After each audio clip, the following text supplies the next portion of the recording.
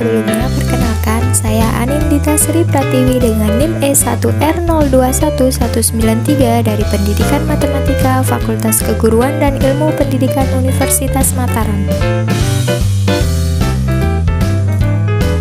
Video ini saya buat untuk memenuhi tugas ujian akhir semester mata kuliah belajar dan pembelajaran yang diampu oleh dosen pengampu Ibu Retna Yulistianingsih SPD MPD. Beberapa dari kita mungkin memiliki kesulitan dalam belajar matematika, tak terkecuali materi relasi dan fungsi. Nah, video ini akan membuat kalian menjadi bersemangat dan memudahkan kalian dalam memahami materi relasi dan fungsi. Simak videonya ya. Banyak contoh relasi dan fungsi dalam kehidupan sehari-hari. Misalnya yang pertama, menentukan himpunan orang dengan hobinya. Kedua, memasangkan provinsi dengan ibu kota. Ketiga, menentukan himpunan orang dengan tanggal lahirnya. Dan yang keempat, relasi dan fungsi ini di dalam kehidupan sehari-hari juga dapat digunakan untuk menghitung sebidang tanah. Dan masih banyak lagi contoh atau manfaat relasi dan fungsi di dalam kehidupan sehari-hari. Maka dari itu, mari kita bahas apa itu relasi dan fungsi. Relasi adalah hubungan. Hubungan yang dimaksud di sini adalah hubungan antara daerah asal atau domain dan daerah kawan atau kodomain.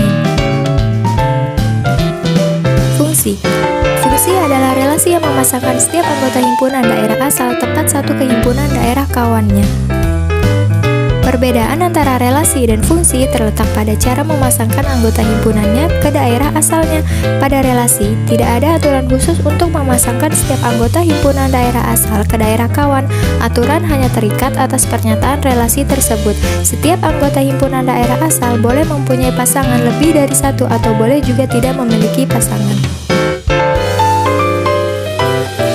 Sedangkan pada fungsi, setiap anggota himpunan daerah asal dipasangkan dengan aturan khusus. Aturan tersebut mengharuskan setiap anggota himpunan daerah asal mempunyai pasangan dan hanya tepat satu dipasangkan dengan daerah kawannya.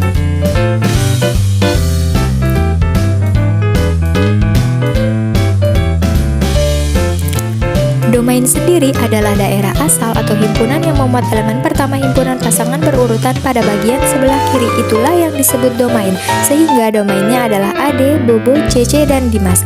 Kodomain adalah daerah himpunan kawan atau himpunan yang memuat elemen kedua himpunan pasangan berurutan. Untuk kodomain yaitu daerah yang sebelah kanan. Semua anggota yang sebelah kanan adalah anggota kodomain yaitu 38, 39, 40, 41, dan 42. Nah, untuk ring sendiri adalah daerah hasil atau himpunan semua anggota himpunan B yang memiliki pasangan di anggota himpunan A. Relasi dan fungsi dapat disajikan dalam tiga bentuk. Yang pertama yaitu dapat disajikan menggunakan diagram panah. Jadi himpunan A dan himpunan B kita buat dalam bentuk diagram himpunan dan kita hubungkan kedua himpunan tersebut dengan menggunakan tanda panah seperti contoh yang ada di dalam video. Yang kedua, dapat disajikan dalam bentuk himpunan pasangan berurutan. Jadi, kita pasangkan himpunan A dan B lalu kita buat berurutan dalam satu himpunan seperti yang ada di video.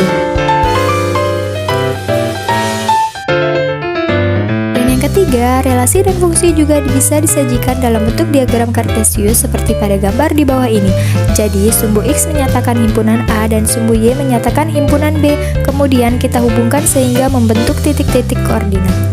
Baiklah, kita masuk ke contoh soal agar kalian dapat lebih memahami bagaimana penyelesaian dari soal relasi dan fungsi.